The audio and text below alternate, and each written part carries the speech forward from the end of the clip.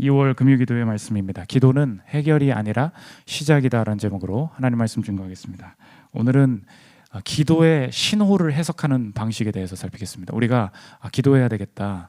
이거 하나님께서 기도하라고 하시는 것 같은데 이렇게 기도의 신호를 느낄 때가 있습니다. 하면 기도의 신호가 왔는데 이 기도를 해석하는 신호를 해석하는 그 방식 그걸 잘 알아야 된다는 거예요. 느헤미야가 오늘 기도해야 되겠다 왔는데 그 기도의 신호를 어떻게 바라봤는지 우리가 이 삶에서 이렇게 기도해야 되겠다 이거 기도할 문제인데 왔을 때 이 기도의 신호를 해석하는 방식에 대해서 살피는 시간을 들어가겠습니다.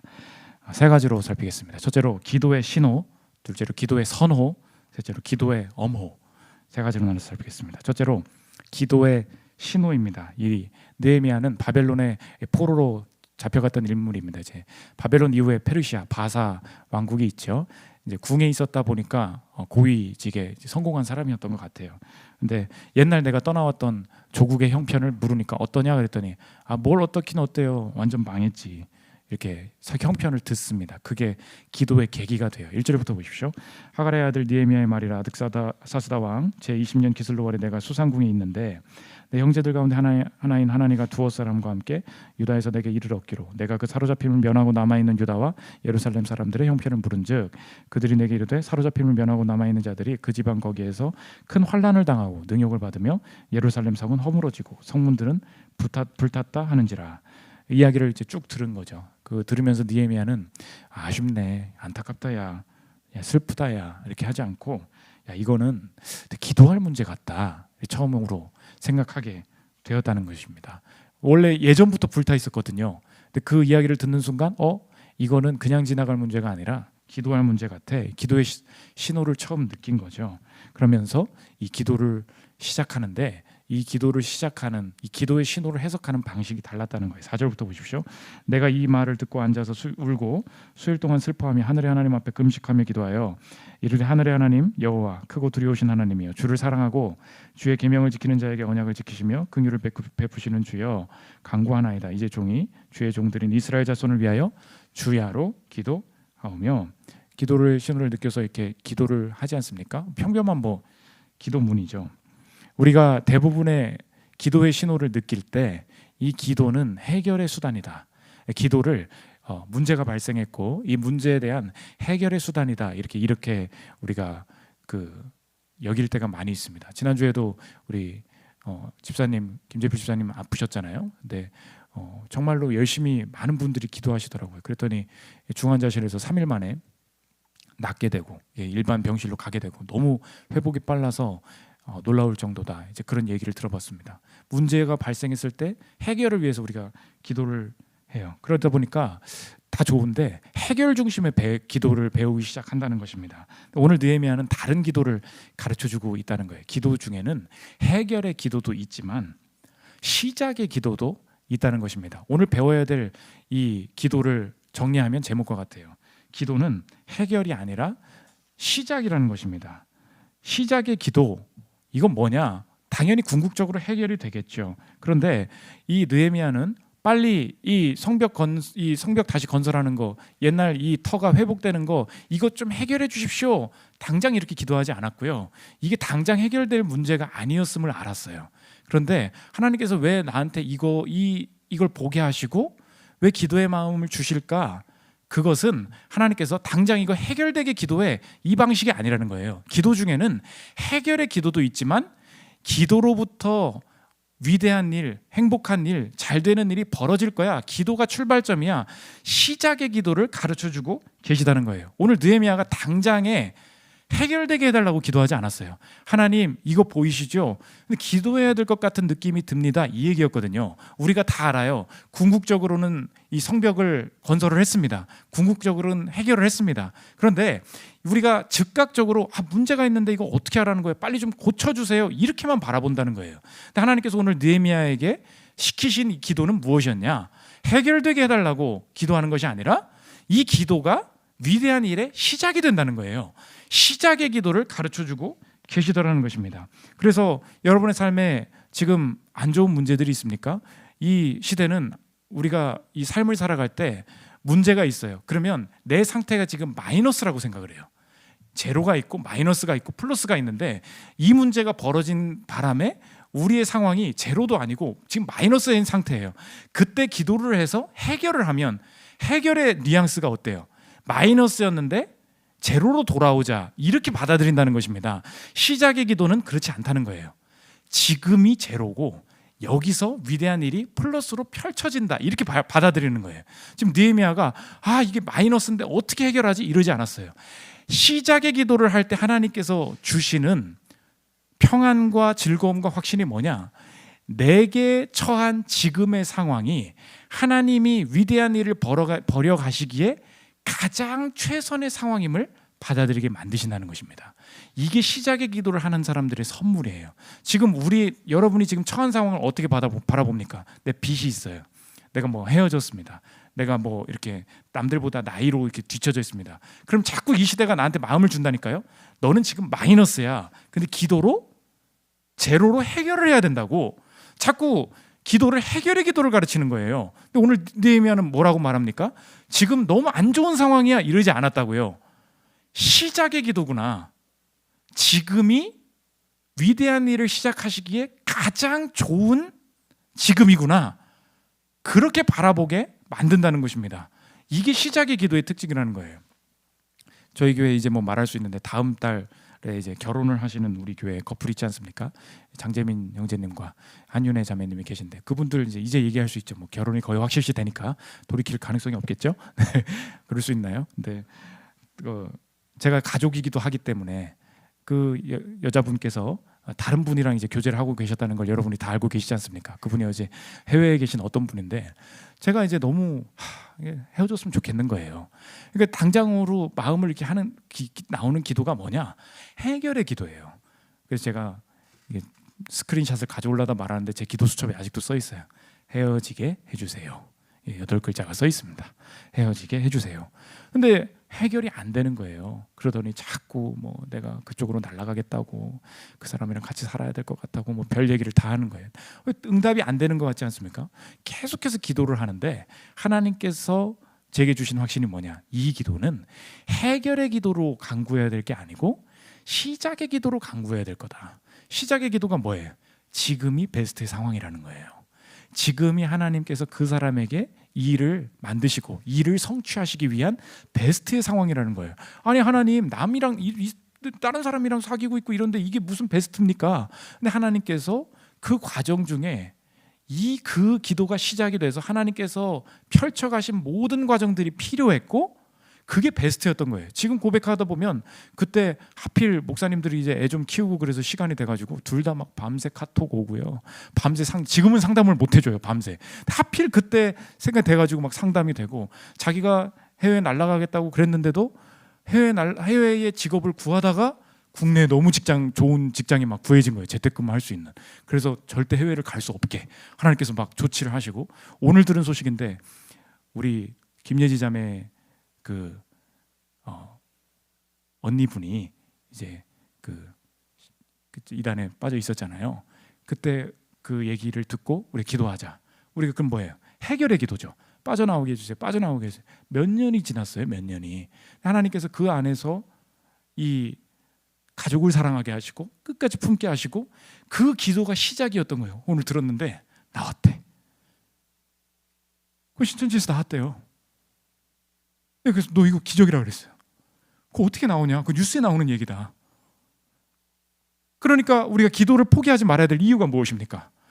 여러분 해결 안 된다고 생각하죠. 오늘 느헤미야는 무슨 기도를 한 겁니까? 해결의 영역은 하나님께 있는 거예요. 근데 하나님께서 기도의 신호를 주실 때 그것을 시작의 기도로 받아들이라는 것입니다. 무슨 일이 벌어질지 몰라요. 얼마나 걸릴지 모릅니다. 그런데 시작의 기도를 하면서 우리에게 주시는 확신이 뭐냐? 지금 내게 주신 상황이 하나님이 일을 이루시기 위해 가장 베스트인 상황이다. 질병도 받아들여요. 가난도 받아들여요. 애매한 이 상황도 받아들여요. 왜요? 시작의 기도이기 때문에. 자꾸 마이너스에 계시다고 생각하시는 분 계십니까? 해결의 기도가 아니라 시작의 기도를 배우십시오. 느헤미야가 그 장기적인 기도를 시작해 나갔다는 거예요. 두 번째, 기도의 선호입니다. 그러면 이 해결의 기도랑 달리 이 시작의 기도는 어떤 방향성이 있냐, 어떤 방향성을 선호하느냐 두 가지인데, 첫째로는 내면, 우리의 내면을 선호하고 좋아하고 말씀을 좋아한다는 거예요. 첫째로 이 시작의 기도를 할 때 특징이 있습니다. 하나님의 장기적인 계획 가운데 내가 참여하고 있구나, 그걸 깨달을 때 하나님께서 이 기도의 선호를 보여주시는 게 뭐냐, 내 내면부터 변화시킨다는 거예요. 느헤미야가 성벽 고쳐주십시오 하지 않고 내면의 죄의 회개를 시작합니다. 6절 7절 보십시오. 이제 종이 주의 종들은 이스라엘 자손을 위하여 주야로 기도하오며 우리 이스라엘 자손이 주께 범죄한 죄들을 자복하오니 주는 귀를 기울이시며 눈을 여시사 종의 기도를 들으시옵소서, 성벽 세워주십시오 하지 않고 나와 내 아버지의 집이 범죄하여 주를 향하여 크게 악을 행하여 주께서 주의 종 모세에게 명령하신 계명과 율례와 규례를 지키지 아니하였나이다. 여러분의 삶의 사건이 있는데 그 사건을 놓고 기도할 때 그 사건을 위해서 기도하는 그 어떤 것도 여러분의 내면을 터치하고 있는 것이 없다면 사실 여러분은 오늘 해결의 기도를 하고 있는 것일지 모릅니다. 해결되게 해달라니까요. 그게 내 목적이에요. 우리가 급박할 때 해결의 기도를 해야 됩니다. 그런데 많은 경우 하나님께서 내게 왜 이렇게 도대체 금요기도에 나와서 길게 기도하는지 모르겠어요, 이런 사람 많이 있죠. 왠지 아십니까? 해결의 기도만 있는 게 아니에요. 시작의 기도가 있기 때문입니다. 기도를 시작하시면서 그때부터 벌어질 모든 일이 하나님의 성취인 거예요.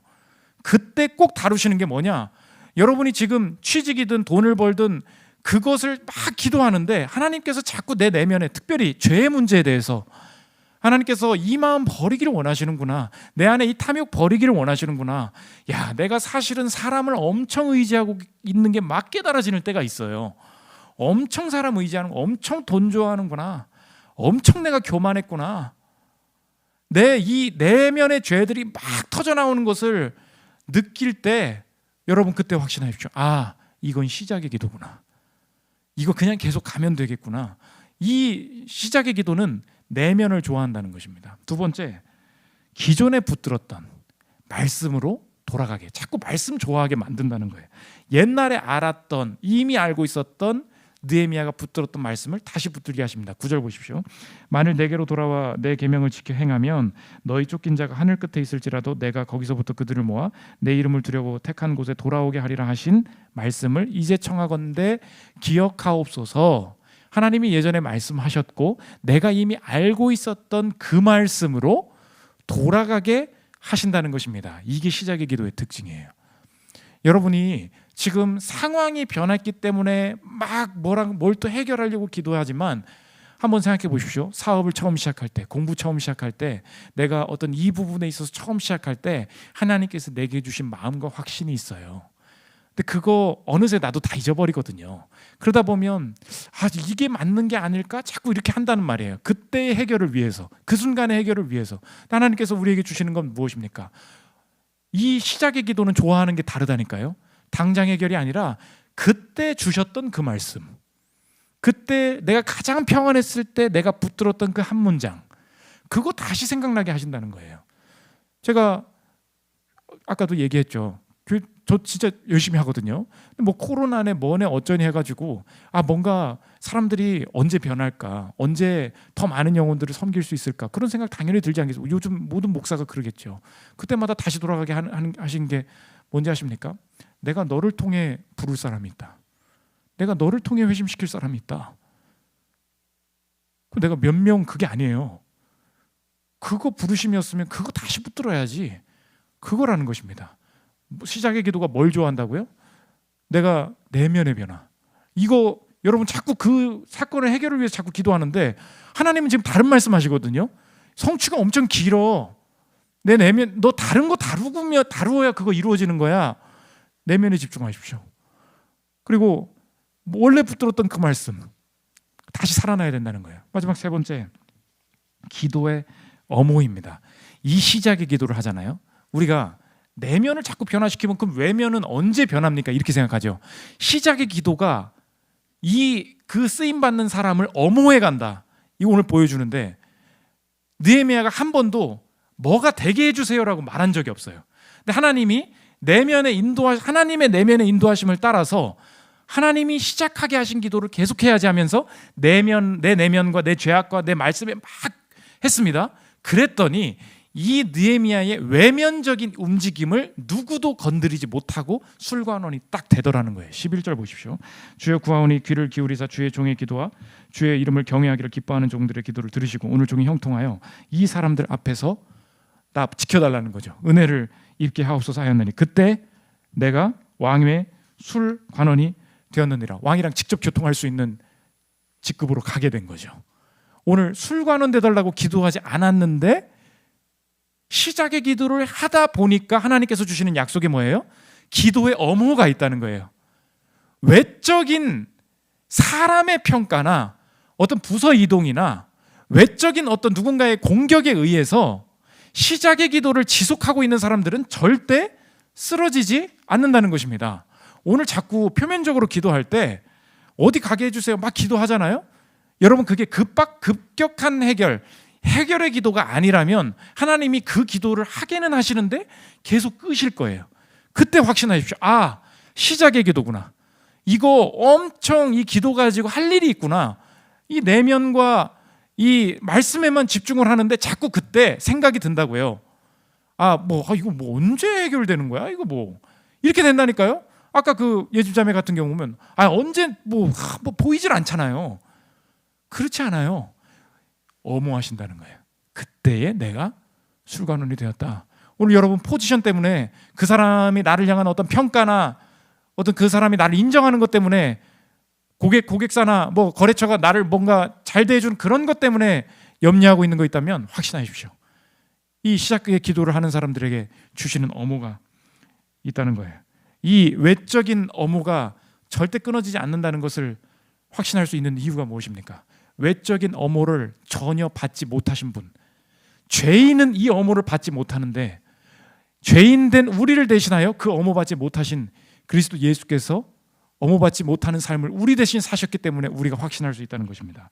오늘 제가 보호받나 보자, 보호 못 받는 지난 주일에 살폈죠. 마가복음 15장 36절입니다. 한 사람이 달려가서 해면에 신포도주를 적셔 갈대에 꿰어 마시게 하고 이르되 봐요. 가만두라 엘리야가 와서 그를 내려주나 보자 하더라. 37절 결론이 뭐예요? 예수께서 큰 소리를 지르시고 숨지시느라. 본문이 보여주는 게 무엇입니까? 죄인은 기도해도 엄호받지 못한다. 엄호받지 못할 인생 대신하여 예수님께서 엄호받지 못한 인생 우리 대신 사셨다면 우리가 이거 볼 때마다 알 수 있는 거예요. 주님, 내가 아무리 험하게 살았고 주님 떠나 살았어도 주님께서 황폐한 모습 보고 기도의 신호 주실 때 단순히 왜 이렇게 해결이 안 돼요? 하지 않고 시작의 기도구나. 기도를 성취하기를 원한다 하면 외적인 모든 것은 주님께서 책임지신다. 절대 질병이든 가난이든 걱정하지 마라. 내가 내 뜻 이룰 때까지 절대 떠나지 않는다. 이 십자가 자체가 예수님께서 마지막에 그 위에서 기도를 하실 때 그 마지막 기도가 사실 시작의 기도였다는 거예요. 예수님께서 내려달라고 하지 않으셨죠. 그게 해결의 기도잖아요. 예수님께서 마지막에 시작의 기도를 하십니다. 누가복음 23장 46절입니다. 예수께서 큰 소리로 불러 이르시되 내 아버지 내 영혼을 아버지 손에 부탁하나이다 하고 이 말씀을 하신 후 숨지시니라. 죽음 앞에서 시작의 기도를 하시면서 영생의 결론을 내신 그분의 능력이 내 안에 살아 계시니 아무리 내 지금의 처지가 주변 사람들은 나보고 마이너스라고 제로로 가기까지 해결되기까지도 오래 걸릴 것 같다고 말하는 그 삶 속에서 해결은 주님이 하셨음을 믿고 죽음 같은 상황 속에서도 시작의 기도를 해나갈 때 느헤미야와 같이 성벽이 다시 건설되는 영광을 보게 되리라. 이것이 주님께서 우리에게 주시는 소망이라는 것입니다. 이 시작의 기도를 통해 해결을 벗어나 더 큰 성취를 맛보는 저분들 되시기를 기도합니다. 우리 찬양하고 기도한 시간 하도록 하겠습니다.